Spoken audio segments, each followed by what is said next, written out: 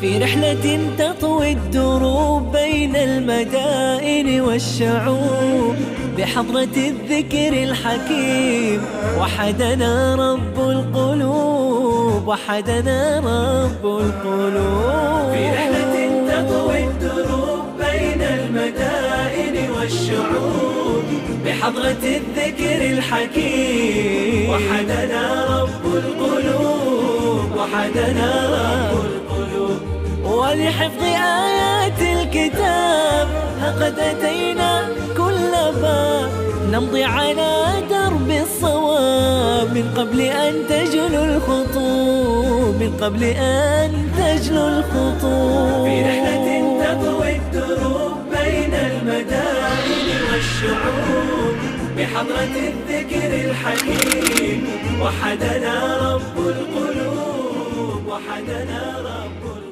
Bayangkan bahwa Nabi Shallallahu Alaihi Wasallam suatu hari menemui Ubay bin Ka'ab, Abu Munzir. Rasulullah bersabda, "Wahai Abu Munzir, Rabbku menyuruhku untuk membacakan Al-Quran terhadapmu." Tentu saja, Ubay bin Ka'ab radhiyallahu an merasa keheranan. "Wahai Rasulullah, apakah Allah menyebutku di sisimu? Rabbul Alamin menyebutku di sisimu, menyebut namaku?" Nabi Shallallahu Alaihi Wasallam menjawab, "Ya wahai Ubay, iya."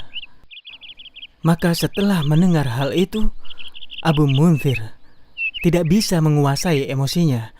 Ia pun menangis karena mendengar kedudukan dirinya di sisi Allah Subhanahu wa Ta'ala. Bisakah kita seperti itu? Mari kita berusaha untuk menghafal dan menumbuhkan semangat, terus menambah dalam upaya menghafalkan Quran yang agung ini.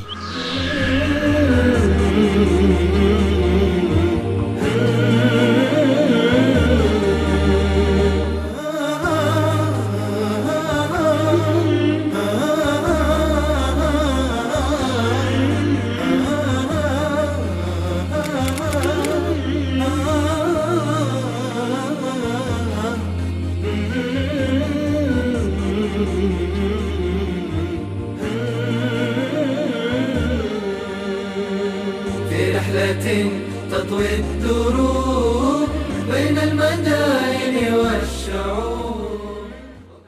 Pada masa Utsman radhiyallahu anhu, Turki masuk Islam dan demikian juga kabilah-kabilah yang ada di Turki.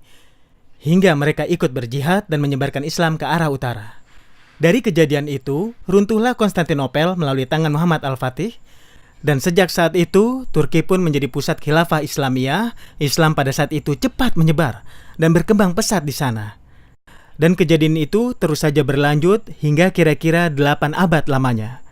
Kemudian di tahun 1923 Masehi, Republik Turki mengumumkan dirinya melalui Mustafa Kemal Atatürk. Dia menegaskan untuk dihilangkannya bahasa Arab, azan, Kementerian Wakaf, dan urusan agama Islam.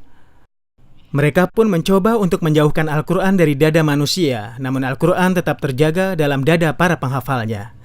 Namun sekarang, Turki telah kembali, Masya Allah, dia menjadi simbol peradaban Islam yang terjaga. Oleh karena itu, saya datang ke tempat ini untuk menemui para penghafal Al-Quran. Saya katakan, Masya Allah, mereka memperhatikan Al-Quran, sangat menghormati Al-Quran, berusaha menjadikan anak mereka penghafal Al-Quran. Karena itu kita saksikan mereka dengan izin Allah Ta'ala.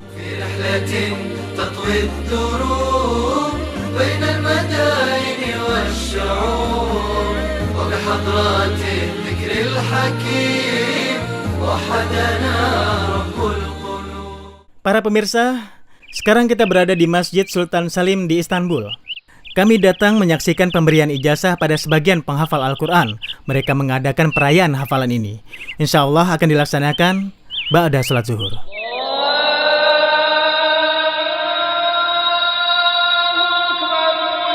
Mereka merayakan hafalan Al-Quran ini dan mereka menganggapnya seperti hari raya buat mereka. Qur'anuna nurun mubin للعابدين مدى السنين نور على نور لنا. Kami telah memilih sebagian siswa yang telah menghafal Al-Quran di luar kepala. Kami sengaja menguji kemampuan mereka dalam rekaman kamera. Saya uji ya.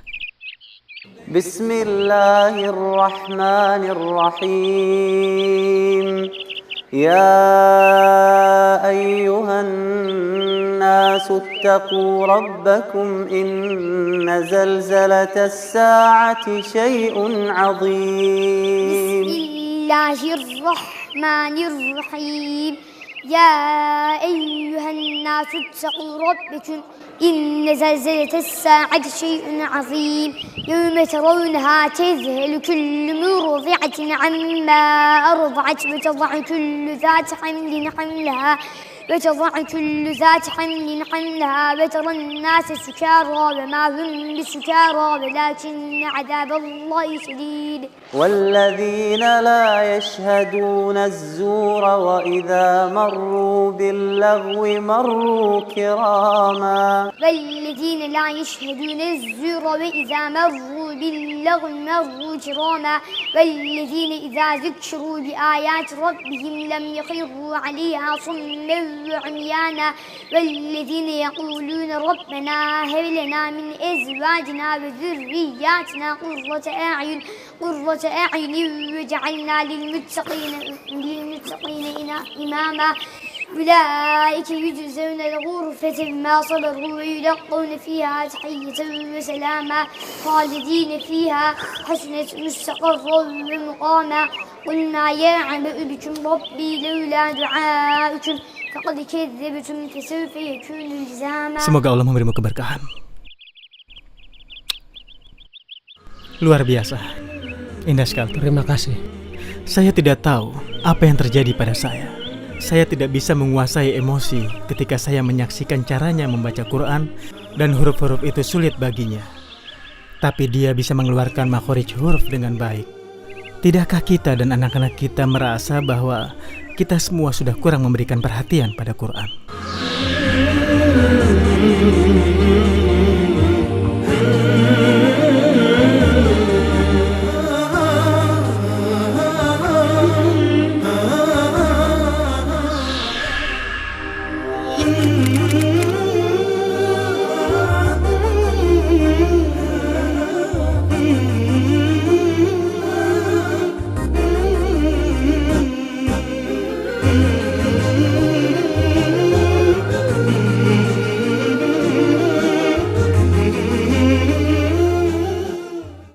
Demi Allah, wahai saudaraku, ada yang unik di Turki. Saya menjumpai orang-orang ini, mereka tidak bisa bahasa Arab tapi bisa menghafalkan Al-Quran. Saya merasakan bahwa Allah benar-benar memberikan nikmat kepada kita. Penghafal Quran di Turki pasti lebih sulit karena tidak tahu bahasa Arab. Dan bagi mereka yang benar-benar ingin menghafalkan Al-Quran, harus belajar alif, ba, ta, sa selama setahun dan kemudian belajar membaca mushaf Quran. Dan tahun berikutnya baru mulai menghafal. Orang Arab harusnya jauh lebih mudah. Mereka setelah 2-3 tahun mampu menghafalkan Quran, tapi mereka tidak paham dengan apapun maknanya. Sekarang, misalnya, anak Anda yang di usia dini ataupun di TK ketika menghafalkan Qul huwallahu ahad, alhamdulillahirabbil alamin, memang anak Anda memang hafal, tapi mereka tidak tahu apa maknanya. Anda tanya maknanya maka dia tidak akan tahu. Jika ada anak kecil Arab, walaupun dia belum bisa menulis, lantas Anda tanya makna sebuah ayat, dia pasti akan tahu maknanya. Ditanya alhamdulillahirabbil alamin, dia pasti tahu. Ditanya Qul huwallahu ahad juga dia akan tahu. Saya akan uji hafalan Quranmu ya. Baik.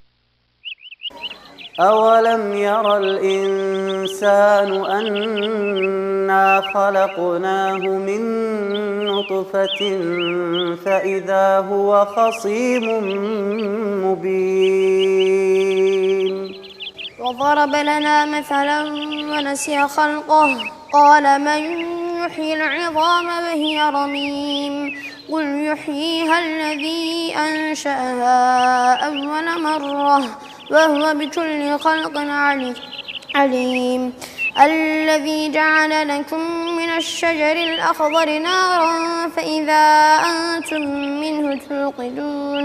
Masya Allah, Masya Allah. Bagaimana perasaan Anda? Anak Anda telah menghafal Quran.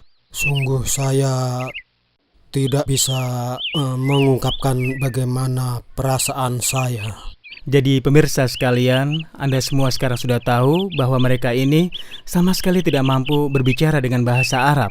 Jadi mulai sekarang, setelah perjumpaan ini, wahai para orang tua, ayo kita bersemangat sehingga anak Anda bisa menghafal Al-Quranul Karim, dan ini adalah keutamaan yang paling besar dari Allah Subhanahu wa Ta'ala.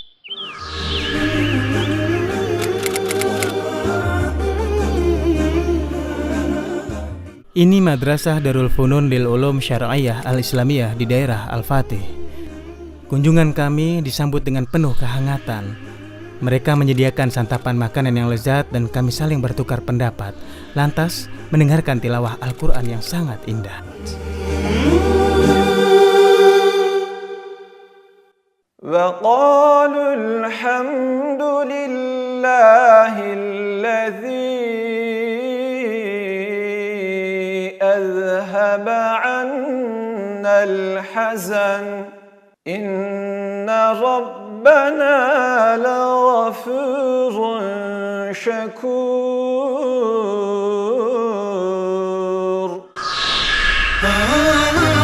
Kami sempat bertemu dengan salah seorang pengajar di madrasah ini. Kami sangat terkesan dengan kisah dan semangatnya dalam menghafalkan Al-Quran, meskipun keadaannya sangat sulit. Dia adalah Al-Hafidz Muhammad Ali, Syekh Muhammad Ali. Sungguh menyenangkan Anda bisa menghafal Quran. Namun kisah Anda menghafal Quran ini sangat berbeda. Setiap negara mempunyai pusat tahfiz. Anda di Albania tentu berbeda, tapi Anda memutuskan untuk pindah ke tempat ini. Jadi tolong ceritakan kepada kami bagaimana kisah Anda yang sebenarnya. Alhamdulillah, aku dilahirkan di Albania pada tahun 1968. Sebagaimana Anda tahu bahwa Albania merdeka dari negara yang berpaham komunis. Selama 50 tahun seakan tidak ada agama Islam di Albania. Tidak ada masjid. Bahkan seluruh ulama telah dibunuh oleh pemerintahan yang ada saat itu. Dan di tahun 1992 datanglah kemerdekaan itu. Alhamdulillah. Sejak tahun itu hingga sekarang, alhamdulillah, banyak Anda jumpai masjid di berbagai tempat dan juga madrasah. Para guru yang belajar dan juga menghafalkan Al-Quran. Dulu, keluargaku sama sekali tidak mengenal ajaran Islam. Keluarga Anda? Iya. Kami tahu bahwa Allah Subhanahu wa Ta'ala adalah Rabb kami. Dan Muhammad Rasulullah Shallallahu Alaihi Wasallam adalah Nabi kami. Tapi kami masih minum minuman keras.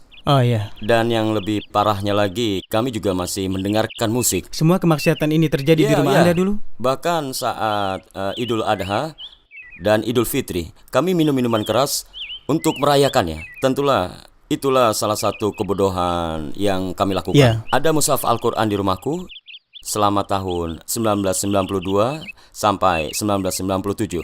Tapi sekalipun kami tidak pernah membukanya, Al-Quran hanya untuk mengharapkan barokah. Tidak pernah dibuka? Ya, sebagian kaum muslimin memang seperti itu. Ya, memang banyak yang begitu. Di ruang tamu, lemari, atau kamar, kita memang menjumpai Al-Quran, tapi tidak pernah dibuka atau dibaca. Ketika Allah memberikan hidayah kepadaku dan juga ayahku, dia mulai membaca Al-Quran dengan bahasa Albania. Saat usiaku 17 tahun, aku mendengar tentang hafalan Quran yang bagus sekali di Pakistan. Penghafal Quran? Ya, penghafal Quran.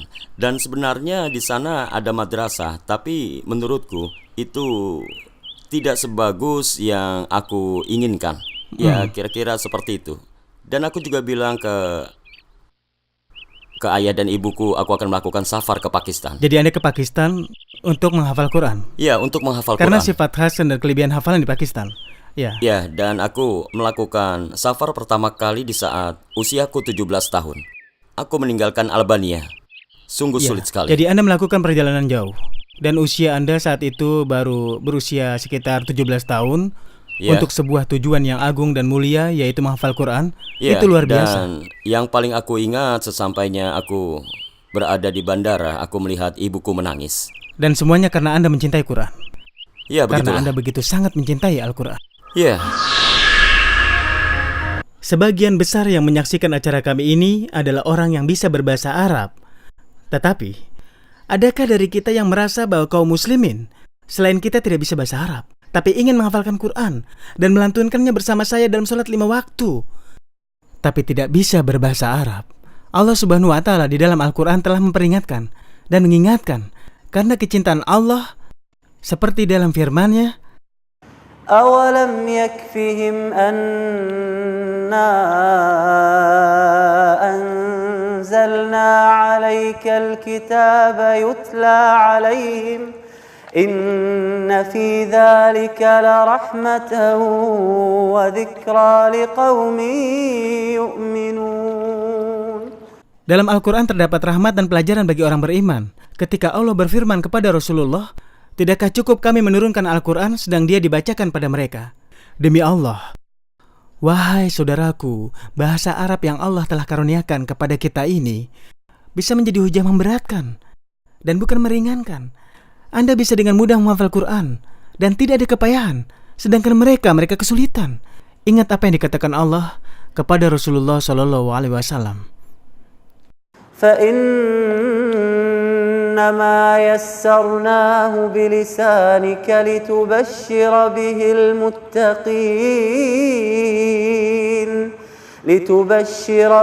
المتقين وتنذر به قوما لدا. Kami mudahkan Al-Quran dengan bahasamu, dan ini adalah karunia Allah Subhanahu wa Ta'ala, bahasa Arab yang diberikan kepada kita. في رحلة تطوي الدروب بين المدائن والشعوب وبحضرات الذكر الحكيم وحدنا رب القلوب ولحفظ آيات الكتاب قد أتينا كل باب نمضي على درب الصواب من قبل أن تجلو الخطوب ولحفظ آيات الكتاب قد أتينا كل باب نمضي على درب الصواب من قبل أن تجلو الخطوب في رحلة تطوي الدروب بين المدائن والشعوب وبحضرات الذكر الحكيم وحدنا رب القلوب